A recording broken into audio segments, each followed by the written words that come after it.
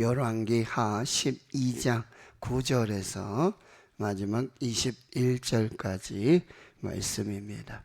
구약성경 582페이지 열왕기하 12장 9절에서 21절까지 말씀, 하나님의 말씀 함께 읽도록 하겠습니다. 제사장 여호야다가 한 궤를 가져다가 그것의 뚜껑에 구멍을 뚫어 여호와의 전문 어기 오른쪽 곧 제단 옆에 두매 여호와의 성전에 가져오는 모든 은을 다 문을 지키는 제사장들이 그 궤에 넣더라. 이에 그 궤 가운데 은이 많은 것을 보면 왕의 서기와 대제사장이 올라와서 여호와의 성전에 있는 대로 그 은을 계산하여 봉하고 그 달아본 은을 일하는 자 곧 여호와의 성전을 맡은 자의 손에 넘기면 그들은 또 여호와의 성전을 수리하는 목수와 건축하는 자들에게 주고 또 미장이와 석수에게 주고 또 여호와의 성전 파손한 데를 수리할 제목과 다듬은 돌을 사게 하며 그 성전을 수리할 모든 물건을 위하여 쓰게 하였으되 여호와의 성전에 드린 그 은으로 그 성전의 은 대접이나 볼집게나 주발이나 나팔이나 아무 금 그릇이나 은 그릇도 만들지 아니하고 그 은을 일하는 자에게 주어 그것으로 여호와의 성전을 수리하게 하였으며 또 그 은을 받아 일꾼에게 주는 사람들과 회개하지 아니하였으니 이는 그들이 성실히 일을 하였음이라. 속건제의 은과 속죄제의 은은 여호와의 성전에 드리지 아니하고 제사장에게 돌렸더라. 그때에 아람 왕 하사엘이 올라와서 가드를 쳐서 점령하고 예루살렘을 향하여 올라오고자 하므로 유다의 왕 요아스가 그의 조상들 유다 왕 여호사밧과 여호람과 아하시아가 구별하여 드린 모든 성물과 자기가 구별하여 드린 성물과 여호와의 성전 곳간과 왕궁에 있는 금을 다 가져다가 아람 왕 하사엘에게 보냈더니 하사엘이 예루살렘에서 떠나갔더라. 요아스의 남은 사적과 그가 행한 모든 일은 유다 왕 역대 지리학에 기록되지 아니하였느냐.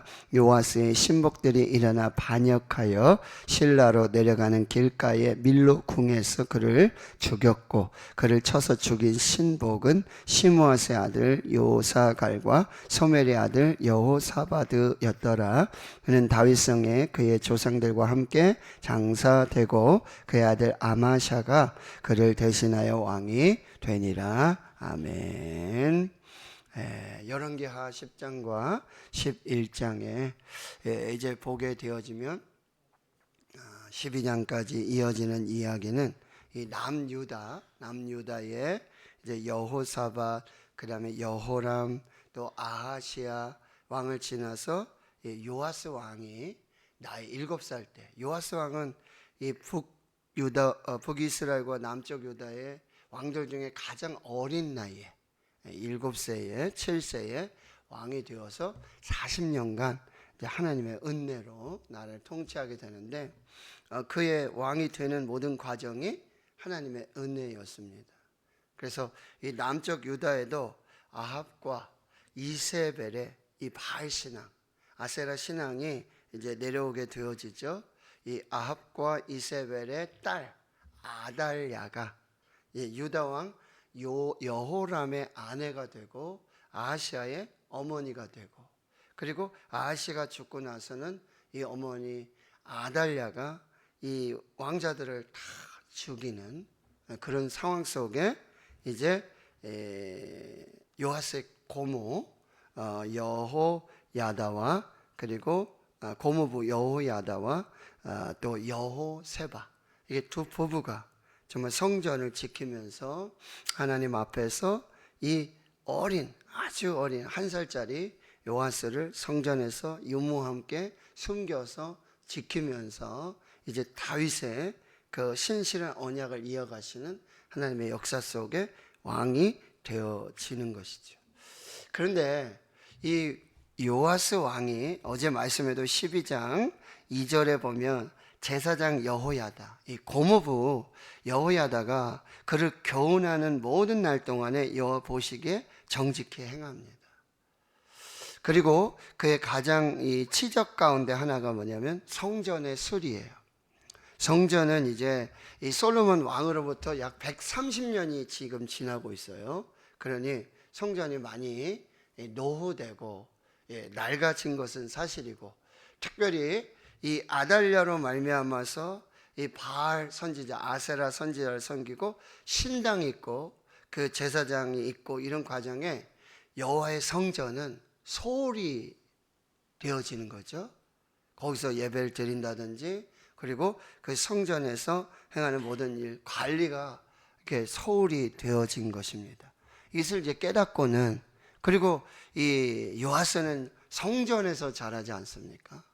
여호야다와 여호세바를 통해서 성전에서 있으면서 이 성전이 노후되고 낡게 되고 성전의 관리가 되지 않고 성전이 연약한 가운데, 특별히 이제 예배라든지 이런 부분들이 연약함에 있는 것을 깨닫게 되고는 이제 성전을 수리하는 그런 일을 시작하게 되는데, 그거를 이제 제사장에게 얘기하고, 그리고 이제 은을 받아들이면 성전에 수리하는 데 쓰도록 했는데 이게 제대로 되지 않습니다. 23년이 지나도록. 그래서 이 일을 이제 투명하게, 공정하게 이 일을 진행하게 되는데, 9절입니다. 오늘 말씀. 이제 제사장 여호야다가 한 궤를 가져다가 그것의 뚜껑에 구멍을 뚫어 여호와의 전문 어기, 곧 오른쪽 곧 제단 옆에 두매, 여호와의 성전에 가져오는 모든 은을 다 문을 지키는 제사장들이 그 궤에 넣더라. 이제 그 궤를 하나 만드는데 뚜껑을 다 열고 아주 투명하게 모든 사람들이 볼 수 있도록, 그렇게 성전 수리에 쓸 수 있도록 그 은의 비용을 마련하게 되고요.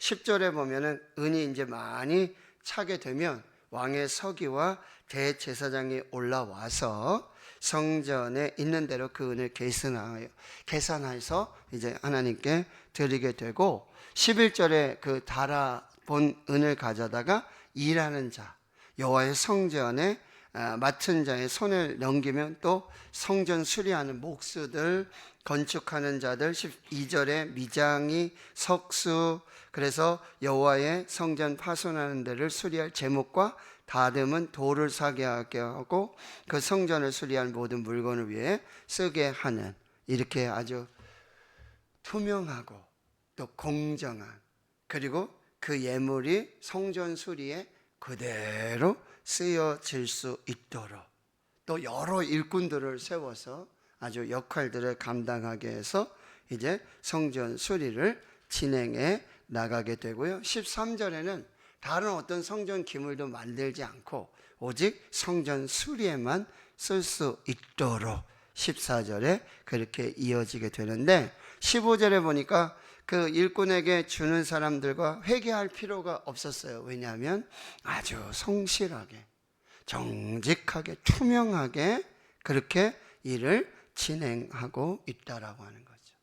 자, 하나님의 일을 할 때, 특별히 하나님의 재정이 쓰여질 때 투명하고 공정하게, 그리고 그 목적에 쓰여질 수 있도록 교회 안에 이 재정 관리가 정확해야 한다는 거예요. 교회가 문제가 생기는 일들 중에 하나가 이 재정 때문에 문제가 생깁니다. 목사님도 그러시고 또 그 일을 맡은 분들, 거기에 아주 정직하지 못하고 투명하지 못하고 충성하지 못하고 성실하지 못한, 철저하게 이 재정 관리가 되지 않아서 문제가 발생하는 것을 볼 수 있다라고 하는 거예요. 교회에 이 일들을 위해서 여러분 기도하셔야 되고, 그리고 교회에 목사라든지 또 재정 관리자들이 정말 하나님 앞에 정직하게 이 하나님의 재정을 하나님의 뜻에 맞도록, 교회를 위해서 그 목적에 맞도록 쓸 수 있도록 이걸 잘 관리해야 한다라고 하는 거예요. 또 하나님의 교회 성전은 여러분 여러 직분자들을 두어서, 일꾼들을 두어서 각각의 그런 몸된 성전을 이어 지어가는 거예요. 우리는 성전의 지체가 되고 그리스도의 몸된 성전을 짓고 그리고 그 성전의 머리 대신 예수 그리스도를 중심으로 해서 모퉁이 돌 대신 예수님 그리고 하나 되게 하신 성령 안에서 사랑 안에서 함께 지어져가는 교회가 될 수 있도록 그래서 교회가 세워지게 된다라고 하는 것입니다. 자, 그러면서도 여러분 16절에 보면 이 속건제의 은 그리고 속죄제의 은 이거는 여호와의 성전에 드리지 아니하고 제사장에게 돌렸다라고 이렇게 표현되고 있는데요. 여러분이 아시는 바와 같이 여러분 속건제는 이 하나님께 드리는 성물 그리고 또 이웃에 대한 어떤 물건에 대한 어떤 그 해를 입히게 될 때 보상으로 드리는 이것이 속건제입니다. 그래서 이거는 제사장의 몫으로 그대로 두게 하고 또 속죄제는 또 아시는 대로 여러분 죄를 범했을 때 부지 중에 죄를 범했을 때 하나님께 제사함을 받기 위해 드리는 그런 예물들 그건 역시 제사장의 몫이 있어요. 그래서 그 몫은 또 제사장에게 주어서 제사장도 생활을 할 수 있도록 그렇게 아주 공정하게 공평하게 그 일들을 진행하고 있다라고 하는 것입니다.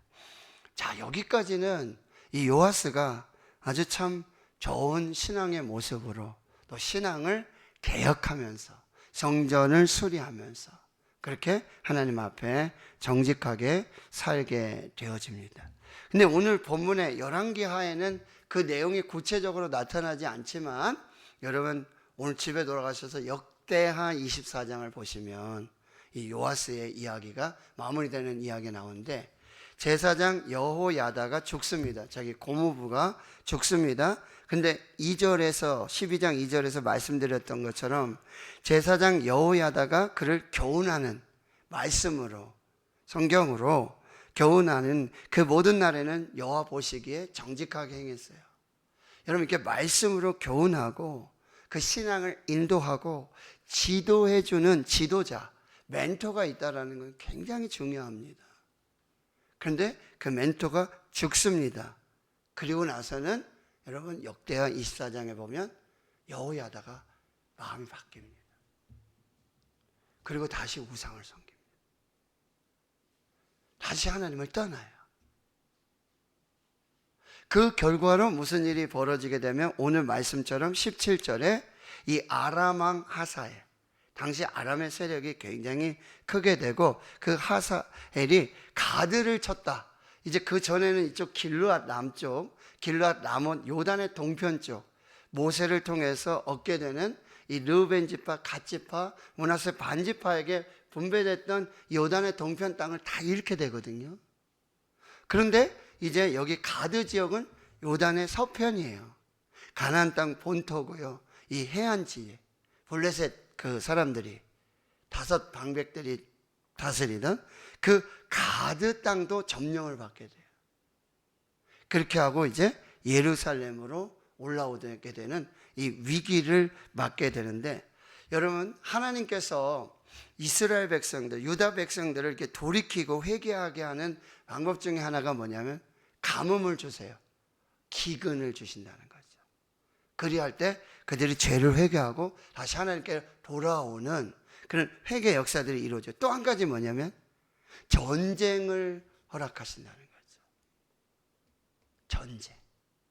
그때 하나님을 의지하고 하나님을 믿는 신앙으로 회개하고 그렇게 해서 하나님을 의지해서 믿음으로 이 위기를 극복해 가야 되는데 이게 하나님의 채찍이고요. 하나님의 경고고요. 하나님의 사인이에요. 근데 이 요아스는 이제 고모부가 죽고 나서 이제 완전히 신앙이 바뀌게 되면서 이제 어떤 일을 하는지 보세요. 18절 보세요. 유다의 왕 요아스는 하나님께 나가지도 않습니다. 하나님께 기도하지도 않습니다. 하나님의 도우심을 구하지도 않습니다. 자, 어떻게 하시는지 보세요. 유다 왕 여호사밧, 여호람, 아하시아. 이게 자기 조상들이죠. 아하시아는 아버지고 할아버지고 증조 할아버지. 이렇게 구별하여 드린, 성전에 드린 이 모든 성물, 그리고 자기도 구별하여 드린 모든 성물과 여호와의 성전 곳간에 왕궁에 있는 이 금을 다 가져다가 금을 갖다가 다 바치고 이 금으로 평화를 사는 거예요. 다 갖다가 바치고. 그러니까 여중에는 뭐였죠? 성전을 개혁하고 성전을 수리하고자 해서 모았던 것들도 있잖아요. 근데 그 목적에 쓰지 않고 거기에 사용하지 않고 그걸 다 모아다가 돈으로 평화를 사는 거예요. 돈이 평화를 만들어주지 않습니다. 돈이 평화를 지켜주지 않습니다. 우리나라 대한민국 하나님이 지키시는 줄 믿습니다. 하나님이 평화를 주시는 줄 믿습니다. 돈으로 평화를 사려고 하고 돈으로 위기를 돌파하려고 했던 이 요아스의 모습이에요. 결국 하사엘은 그 돈 다 받고 예루살렘을 떠나가지만 여러분 곧 다시 북쪽 이스라엘과 남쪽 유다까지 계속해서 침공하는, 미봉책은 될 수 있어요. 그러나 여러분 진정한 평화는 하나님으로부터 온다는 거, 하나님이 지켜주신다는 거, 하나님의 은혜라고 한다는 거, 이걸 여러분 꼭 기억하셔야 됩니다. 결국 여러분 19절에 요아스 이제 20절 21절에 보면 요아스가 죽게 되는데 어떻게 죽냐 하면 여러분 보세요. 20절에 요아스의 신복들이 일어나서 반역하여 죽게 됩니다. 그리고 여기 기록되어 있지 않지만 여호야다 고모부가 죽고 나서 그렇게 우상을 섬기고 하니까 하나님이 선지자를 일으켜요. 누구를요? 여호야다의 아들 스가랴 선지자를 일으켜요. 그래가지고 정말 하나님께로 돌아와라, 다시 여호와의 신앙을 돌아와라, 그렇게 말하는데 여호야다와 그 신복들이 있잖아요, 같이 스가랴를 붙잡고 성전에서 돌로 죽입니다.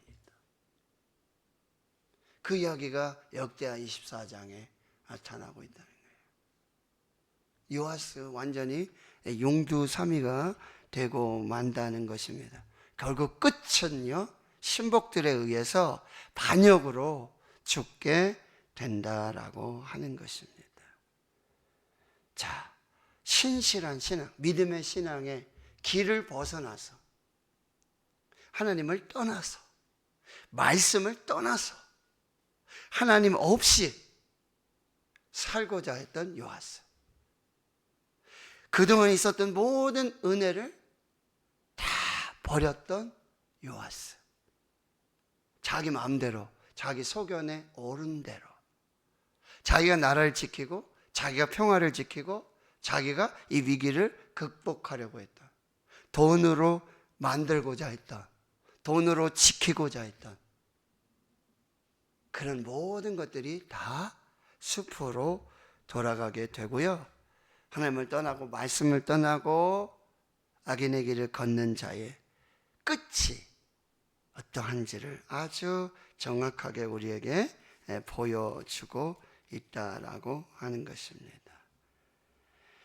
그렇게 성물 주고 보물 주고 돈 주고 해서 아주 쉽게 그렇게 평화를 얻으려고 했지만 그 방법은 하나님의 방법이 아니에요. 그때 회개하고 하나님께 돌아오고 말씀을 붙들고 기도해야 했다라고 하는 것입니다. 자, 하나님의 교회는 일꾼들의 연합을 통해서 그리고 공정하고 투명한 재정을 통해서 또 세워진 일꾼들을 통해서 하나님의 교회가, 성전이 세워지게 된다라고 하는 것입니다. 신실한 일꾼들, 충성된 일꾼들 통해서 교회가 세워진다라고 하는 것. 그런데 여러분, 단순히 성전만을 공사하고 성전만을 수리하는 개혁은 반쪽 개혁이라는 거예요. 뭐예요? 거기에 예배자를 세워야 돼요. 예배를 세워야 돼요. 그것이 진짜 교회라는 거예요. 성전을 수리하고 성전 짓는 그것만으로 여러분 교회는 완성되지 않아요. 수억, 수십억, 수백억을 들여서 성전을 짓습니다. 그런데 예배를 세우지 않고 예배자를 세우지 않고 말씀이 선포되지 않고 말씀이 흥황하지 않는 교회는, 그 예배는 진짜 교회가 아니에요. 왜 성전을 수리하고 왜 성전을 세웁니까? 예배 드리기 위해, 예배자를 세우기 위해, 다음 세대를 세우기 위해 성전만 짓고 성전만 수리하고 수억, 수십억, 수백억, 수천억을 들여도 건물인 성전을 짓는다면 그것은 아무 의미가 없어요. 예배를 세우고 예배자를 세우고 다음 세대를 세우고 아멘 좀 하이소. 이 진짜 교회를 세워가야 한다라고 하는 거. 그리고요, 우리가 어떤 위기가 왔을 때, 신앙의 위기든 교회의 위기든 가정의 위기든 자녀의 위기든, 여러분 인간적인 방법을 찾지 마시고, 요즘 목사님 돈으로 다 됩디다, 돈이면 다 됩디다, 안 돼요. 거기 속지 마시고 하나님의 방법으로, 하나님의 뜻과 계획이 무엇인지 나를 돌아보게 하고 돌아오게 하시고 회개하게 하시고 다시 하나님 앞에 서게 하시는, 그래서 하나님의 방법으로 하나님의 뜻 가운데 이 위기를 이기고 돌파하고 극복해 낼 수 있기를. 그래서 여러분 정말 우리 교회가 정말 교회로 세워질 수 있도록 여름 신앙 공동체 훈련, 또 전교인 여름 수련, 또 부서에서 기관에서 전도에서 행해지는 모든 일들 통해 여러분 교회를 세우는, 예배를 세우는 이 일에 저와 여러분들이 하나님 앞에서 귀하고도 복되게 쓰임받는 거룩한 역사가 나타나고, 최종 우선순위는 뭐예요? 하나님이 돼야 된다. 하나님을 찾고 하나님을 예배하는 교회가 돼야 된다. 오늘 말씀을 받으시고 주 안에서 승리하시는 역사가 있기를 주의 이름으로 축원합니다. 아멘.